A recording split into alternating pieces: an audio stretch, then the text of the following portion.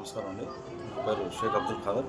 నేను హిందీ ఫ్యాకల్టీగా కార్పొరేట్ స్కూళ్ళలో రకరకాల స్కూళ్ళల్లో పనిచేస్తాను. అయితే మా అబ్బాయిని చిన్నప్పటి నుంచి కూడా దాదాపు ఒక 8 స్కూళ్ళు మార్చానండి. ఒకే ఇయర్ 2 స్కూళ్ళు మార్చాల్సి వచ్చింది.